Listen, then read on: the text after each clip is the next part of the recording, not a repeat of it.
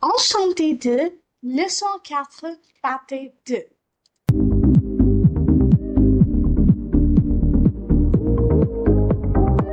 So now we'll be continuing our lesson number 4 with grammar topic. And what is that grammar topic? Les adjectifs possessifs. So in the previous part, let's recount what all did we do? We did the vocabulary of animals, we did ordinal numbers, and we did GER ending verbs. Now here what do we have? We're going to learn possessive adjectives in French. Now what exactly are possessive adjectives? Possessive adjectives, as the name suggests, they are used to denote possession of a person, place and or thing. So आसान भाषा में बोलूं तो अगर मुझे किसी person, place या thing का पोजेशन यानी ओनरशिप दिखानी है कि वो किसका है, राइट? तो I use possessive adjectives in French. And अगर नाम में ही एडजेक्टिव्स है तो आप जानते ही हो फ्रेंच में एडजेक्टिव्स का nature. All adjectives in French agree to the gender and number of a noun. तो हमारे पोजेसिव एडजेक्टिव्स भी नाउन के हिसाब से अपना जेंडर और नंबर बदलते. सो कुछ सेंटेंसेस मैंने उसी पैराग्राफ से पिक किए हैं जो हमने लास्ट पार्ट में पढ़ा था. Like the first one, je vais au zoo avec mes amis.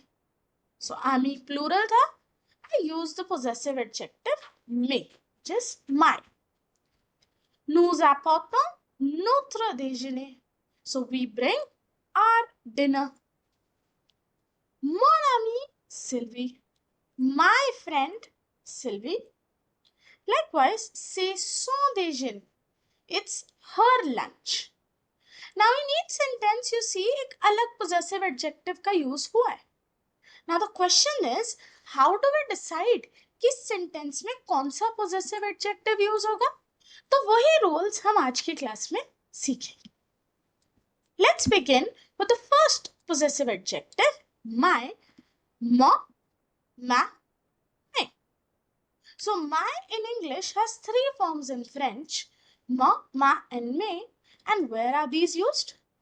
Mon is used with masculine singular nouns. Ma is used with feminine singular nouns. And mes is used with all plural nouns. Easy, right? So let's look at some examples. Now, the first condition that where do we use mama me is whenever the sentence has je as a subject pronoun. Majority of the times there we are using mo, ma or me in the sentence. Let's look at this example right here. J'ai dash crayon. I have my pencil. Look at the noun crayon here. Crayon is masculine singular. And what do we use with masculine singular? Mo, ma or me? You got that right. We use mo. So it becomes j'ai mon crayon. Look at the next example. Je vais avec dash cousin. Cousin is plural, so I use mes. Je vais avec mes cousins. But is it all? सिर्फ उन्हीं sentences में मोमा में लग सकता है जहां je as a subject pronoun use हो रहा हो? ना ना. There can be sentence like this. Dash rope a bell. Now we don't know whose dress are we talking about. So let me just say that my dress is beautiful. And as you see right here, robe is feminine singular. So with feminine singular nouns, I use ma. Ma robe a bell. So easy, right? So Jin sentences में je as a subject pronoun हो या वो sentence जहाँ कोई specific subject mention ही ना हो, you can use mo, ma, me, where mo is used with masculine singular, ma with feminine singular and me with plural. Now let's quickly try this exercise right here. So in this exercise, you have to fill in the blanks with either of these three adjectives. You might feel कि ma'am इतना slow क्यों करा रही है, because अगर एक बार आपने मामा में तोताते ये बेसिक समझ लिए, बाकी के पोजेसिव एडजेक्टिव समझना आपके लिए बहुत आसान हो जाए। तो चलिए करिए वीडियो को पॉज, क्योंकि मैं तो अपने आंसर्स बस अभी दिखा दूँ स्क्रीन। ठीक है, let's go. So here are the solutions to my exercise. You see, मैंने नाउन्स के रूल्स को याद रखा एंड उसी के हिसाब से ब्लैंक में लगाया म, मा या मे। Moving on, next we have the next possessive adjective, your. Now your in French has three forms again, ton, ta, te, and the usage is similar. Ton with masculine singular, ta with feminine singular, and te with plural nouns. You must have got it right. जब j subject था तो मोमा में लग रहा था, तो त्यू subject के साथ क्या लगाएंगे हम? तो, ता या ते। त्यू आ डैश खाइए।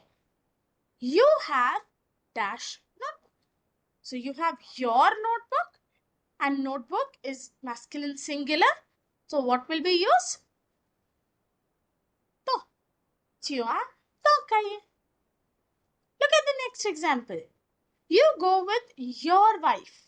Tu vas avec ta femme. Wife, feminine singular.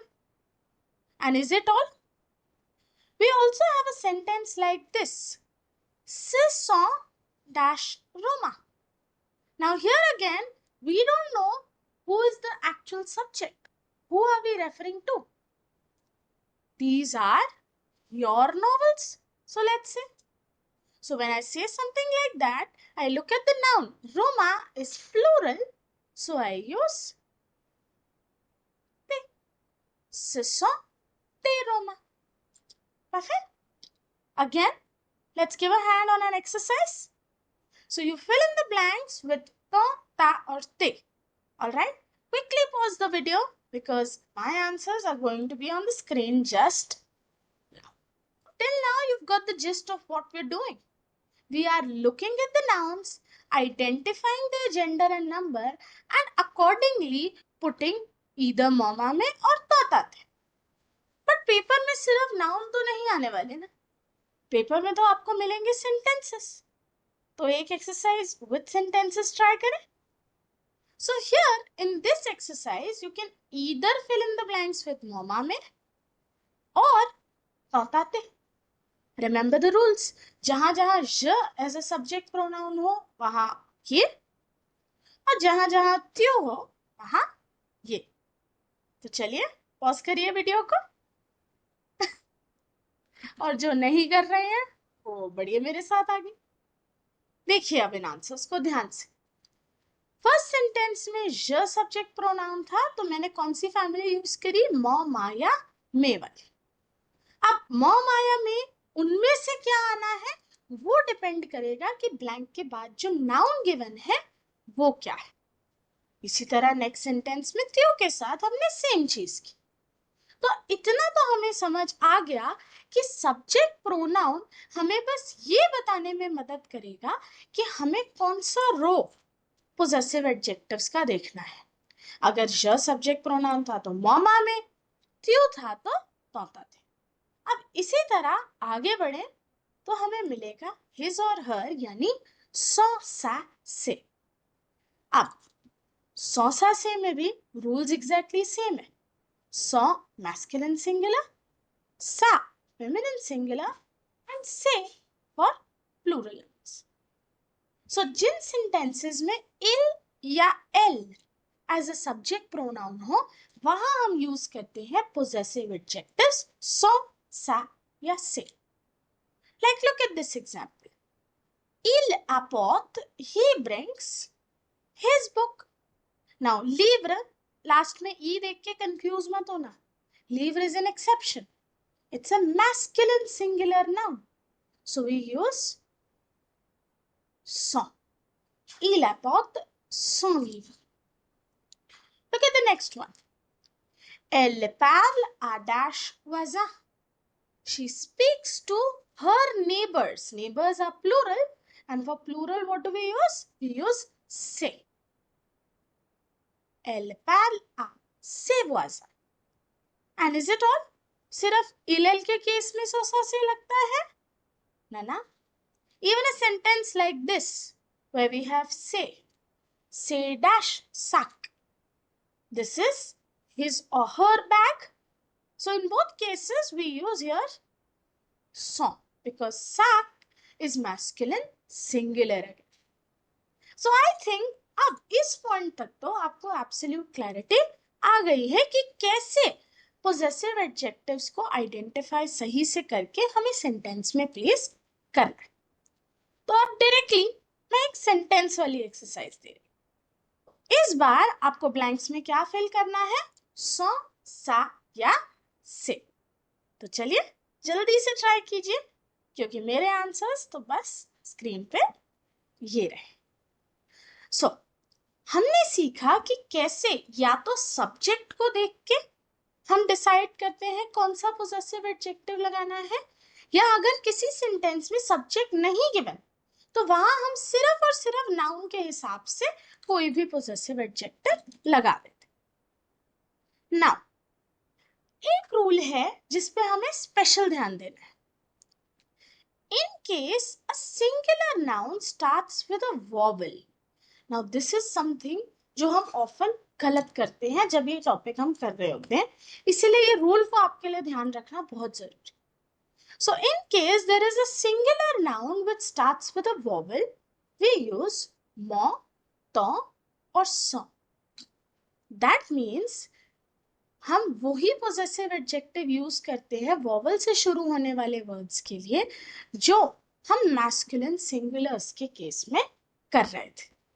For example, चाहे आमी मैस्कुलिन हो या फेमिनिन, दोनों ही केसेस में मैं क्या यूज करूंगी, मॉन. एतोदिया मैस्कुलिन हो या फेमिनिन, दोनों ही केस में क्या यूज हुआ, टॉन. अगेन आमी, सॉन. अब ऐसा क्यों हुआ? अब अक्सर मैं आपको ये चीज बोलती हूँ, जब वॉवल्स के लिए एक यूनिक फॉर्म होती है वो सिर्फ और सिर्फ प्रोनाउंसिएशन आसान बनाने के लिए होती है. So let's say if I would have written मा आमी, तो इस केस में सेंटेंस का pronunciation would be difficult because when I would read it out loud it will become mami, and I don't want that. Tami, sami, no, the vowel sounds will club together while pronouncing. So that is why instead of ma here I use mon.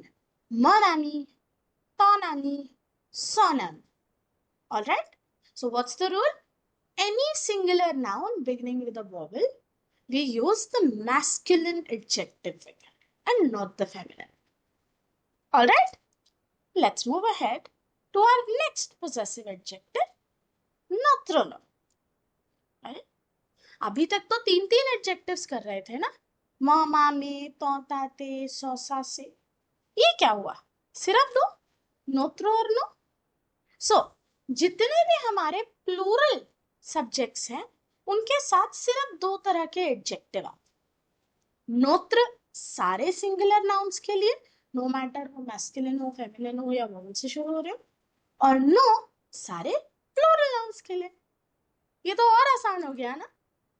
Sentences with नु as a subject pronoun, तो जिन sentences में नु subject pronoun है वहां ध्यान से देखिए. नु जावो डैश व्हाट यू. अब हमें मैस्कुलिन फेमिनिन यानी जेंडर वाला कॉन्टेक्स्ट तो लाना ही नहीं है, हमें सिर्फ इतना देखना है कि मेरा नाम सिंह है, हमें सिर्फ इतना देखना है कि मेरा नाउन सिंगुलर है या प्लूरल. अब यहाँ व्हाट यू सिंगुलर है तो आई सिंपली राइट नोत्र. अगला सेंटेंस देखिए, नु पार्लो आ डैश वजा, we speak to our neighbours. यहाँ नेबर्स प्लूरल है तो आई यूज नो. इसी तरह a sentence like this, dash प्रोजे ए बो, our project is good. So projet as a noun is singular, so I use notre. Notre projet est beau. अब इसी तरह we have plural your, votre beau. Same rules. वोत्र for all singular nouns, वो for all plural nouns. So जिन sentences में वो as a subject pronoun मिले वहां हम यूज करते हैं वोत्र या वो। Let's look at this example. वो Pranay dash Stilo. So Stilo here is a singular noun, so we simply write Vutra. Next one. Wo remplisse dash butai. You fill your bottles. Now bottles is a plural noun.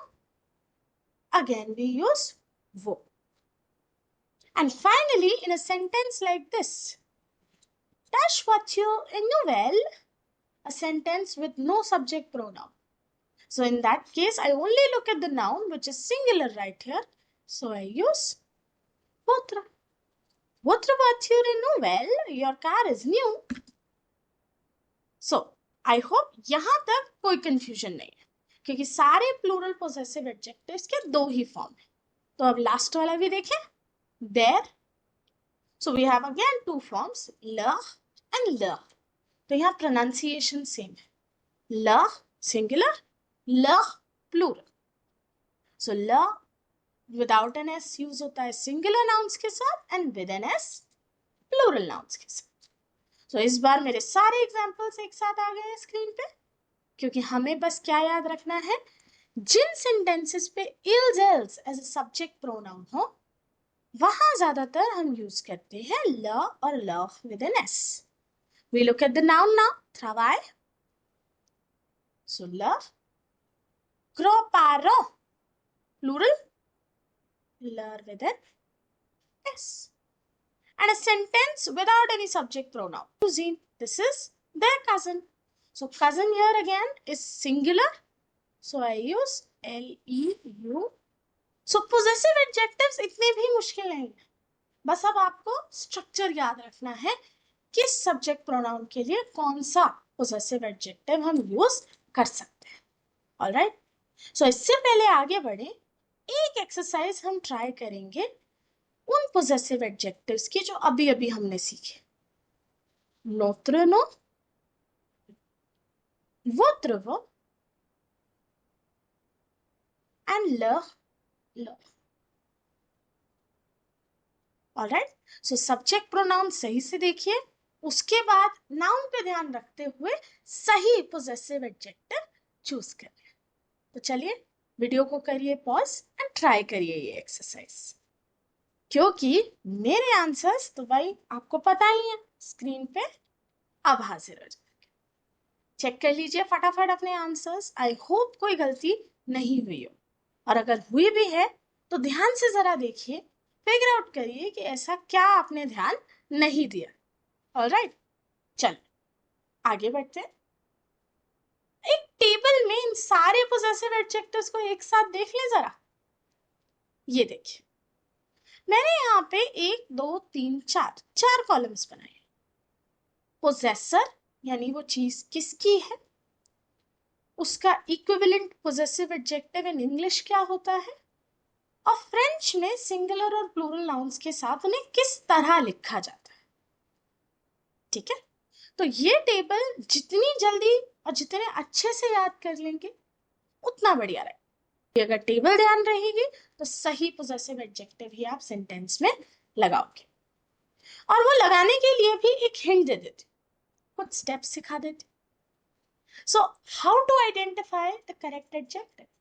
अभी तक तो हम single single करके कर रहे थे, problem नहीं आ रही थी। अब सबसे पहले एक मिक्स्ड एक्सरसाइज में जब आपके पास क्वेश्चन आ गया fill in the blanks with possessive adjectives, कैसे आइडेंटिफाई करना है कहाँ कौन सा एडजेक्टिव लगाए। सबसे पहले तो देखो सेंटेंस में सब्जेक्ट कौन सा है, क्योंकि अगर पिछली स्लाइड में अगर ध्यान दिया हो मैंने सब्जेक्ट्स का एक अलग कॉलम बना रखा है। लेट्स से सब्जेक्ट था ज, तो एक बार आप सब्जेक्ट आइडेंटिफाई कर लो, आपको बाकी की टेबल पे ध्यान नहीं देना, आपको सिर्फ उस रो पे ध्यान देना है जो ज के सामने है, म, मा और मे। सो यानी हमारा रूल क्या कहता है, पहले सब्जेक्ट आइडेंटिफाई करो, क्योंकि उसके बेसिस पे आपको रो पता चल गई कौन सी यूज करनी है, फिर look at the noun in the sentence, यानी ब्लैंक के बाद जो नाउन गिवन है उस पे ध्यान दो और उसका जेंडर और नंबर फिगर आउट करो कि वो मैस्कुलिन सिंगुलर है, फेमिनिन सिंगुलर है या प्लूरल है। एंड देन उसके कॉरेस्पॉन्डिंग जो भी एडजेक्टिव आता है उसे सेंटेंस में लिख दो। एक एग्जांपल के तौर पे अगेन मैंने जो ही सेंटेंस लिया है, सो जब सेंटेंस है मेरे पास ऑप्शंस क्या है, मो, मा, में, राइट। अब नेक्स्ट स्टेप क्या है, लुक एट द नाउन, मैंने नाउन को देखा, cousin is masculine singular, so I now choose the appropriate adjective. इन तीनों में से मैस्कुलिन सिंगुलर के लिए कौन सा लगता है, मो, so my answer is MON, je vais chez mon cousin। Next, त्यो आपौत डैश का ये, अगेन सब्जेक्ट क्या है, त्यो, ऑप्शंस क्या है मेरे पास त्यो के साथ, तो, ता, ते। नेक्स्ट स्टेप, नाउन को देखना है, नाउन क्या है, प्लूरल, तो प्लूरल के साथ क्या लगेगा, ते, त्यो आपौत ते कई, ठीक है। लास्ट अब, मैक पार्ल आ डैश स। नाउ मैक एक लड़के का नाम दे दिया मैम, यहाँ तो कोई सब्जेक्ट प्रोनाउन आपने दिया ही नहीं। हमेशा से सिखाया है ना, जब किसी का नाम हो और वो सिंगुलर हो तो उसका सब्जेक्ट क्या होता है, इल या एल। अगर यहाँ एक की जगह दो नाम होते तो सब्जेक्ट प्रोनाउन क्या होता, इल्स या एल्स। But at the moment we know it's इल एल। सो इल एल फैमिली में तीन पोजेसिव एडजेक्टिव्स होते हैं, सो, सा, से, ठीक है।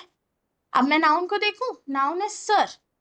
अब आधो को उसका मीनिंग ही नहीं पता होगा तो वो देखेंगे इसके एंड में ई नहीं है तो ये मैस्कुलिन सिंगुलर है, बट ऐसा नहीं। सर का मतलब होता है sister, end of course she is feminine, and I'm talking about only one sister, so feminine singular, so my answer here will be sa। Mark speaks to his sister, Mark parla sa sa। easy right। चीज और इससे पहले मैं ये खत्म करूं, अब जरूरी नहीं हर सेंटेंस में सब्जेक्ट, कई बार there are sentences that does not have a subject pronoun. हमने पीछे स्लाइड्स में देखे ऐसे कई सेंटेंसेस, या फिर कुछ ऐसे सेंटेंसेस जो से या सो से शुरू हो जाते हैं, दिस इज या this are. So in that case you are free to use any row of adjective. उस केस में आप कोई भी एडजेक्टिव यूज कर सकते हो, but you need to keep in mind the gender as well as number of the noun। उस केस में हमें सिर्फ नाउन का जेंडर और नंबर ध्यान रखना। So let's look at this one, लीवर ए आसिया। अब यहाँ पे कोई सब्जेक्ट प्रोनाउन नहीं है तो मैं सिर्फ किसको देखूंगी, अपने नाउन को। नाउन क्या है, लीवर। लीवर is masculine singular, it's an exception. So कौन कौन से एडजेक्टिव्स होते हैं मैस्कुलिन सिंगुलर, मॉन, टॉन, सॉन, नोत्र, वोत्र, लर। अब क्योंकि मैंने वो 6 एडजेक्टिव लिख लिए हैं जो मैस्कुलिन सिंगुलर है, अब मैं कौन सा वाला ब्लैंक में लिखूं जिससे मेरा आंसर सही हो, कोई भी। आप इन 6 में से कोई भी एडजेक्टिव लिख सकते हो और आपका आंसर करेक्ट माना जाए, क्योंकि ऐसे सेंटेंसेस में जहां सब्जेक्ट प्रोनाउन नहीं है फॉर आइडेंटिफिकेशन, हमारे पास कोई कॉन्टेक्स्ट नहीं है कि किससे पता चलेगा कि मैं किसकी बुक को पुराना बोल रही हूँ। I can use any adjective till it matches the gender and number of my, alright। So for example I write ton here, ton लीजिए ऐसे, your book is open। The next one, say dash vieille grand-mère, this is dash old grandmother। now old grandmother is feminine singular। अब और कोई subject तो हमें given नहीं है, मैं बार बार पूरी लिस्ट नहीं लिखूंगी। सो सारे फेमिनिन सिंगुलर एडजेक्टिव्स कौन से होते हैं, मा, ता, सा, नोत्र, वोत्र, लर, ये सब फेमिनिन सिंगुलर एडजेक्टिव्स है। तो इधर मैं कोई भी लिख देती हूँ, लेट्स से लर। This is their old grandmother. This lady right here, their old grandmother. And likewise, we have ce sont dash nouvelles robes. These are dash new dresses. Again, no reference of a subject, so I'm free to use any plural adjective I want. Me, te, se, no, wo, ler with it. Yes, anything I can write. So let me just randomly write say. These are his or her new dresses. Okay? So this way, ये बस हमें rules को ध्यान रखते हुए, table को ध्यान रखते हुए एक्सरसाइजेस को अटेम्प्ट करना है. तो चलिए, अब बोल ही रहे हो एक्सरसाइजेस को, तो ले ही आती हो स्क्रीन पे. अब इन एक्सरसाइजेस में आपको मिक्स सेंटेंसेस मिलेंगे, अलग अलग सब्जेक्ट प्रोनाउंस के, और वो भी जिनमें कोई सब्जेक्ट प्रोनाउन नहीं है. तो जो स्टेप्स अभी हमने किए उन्हें याद रखते हुए इस एक्सरसाइज को ट्राई करिए, वीडियो को पॉज करिए और आंसर्स लिखिए अपनी नोटबुक्स में. और जो लोग अभी तक कोई एक्सरसाइज नहीं करते हुए हैं, एटलीस्ट ये एक कर लीजिए, ताकि आपको खुद को थोड़ा विश्वास हो जाए कि हमें ये कॉन्सेप्ट समझ आ गया. चलिए पॉज करिए वीडियो को, क्योंकि मैं तो अपने आंसर्स बस स्क्रीन पे अभी शेयर कर. जिन लोगों ने पॉज किया था और आंसर्स अटेम्प्ट करने की कोशिश की, जरा टैली करिए अपने आंसर्स को. जहां जहां गलती हुई है देखिए, कहीं नाउन एक्सेप्शन तो नहीं था, या आपने गलत रो या गलत एडजेक्टिव को तो पिकअप नहीं कर लिया. एंड अगर एटलीस्ट 70% आपने सही किए हैं, सो वेल एंड गुड, क्योंकि पहली बार में अगर आपको कॉन्सेप्ट इतने अच्छे से समझ आ गया है, so I am really proud of you. So with this हमारा ये टॉपिक यहाँ खत्म होता है, एंड टॉपिक के साथ साथ ये लेसन. सो enchanté de leçon 4 के सेकेंड पार्ट में हमने सिर्फ और सिर्फ इस ग्रामर टॉपिक को डिस्कस किया है. अब इसी के साथ मैं आज की क्लास को खत्म करती हूँ. हम मिलेंगे अगले लेसन में, लेसन 5. तब तक के लिए au revoir.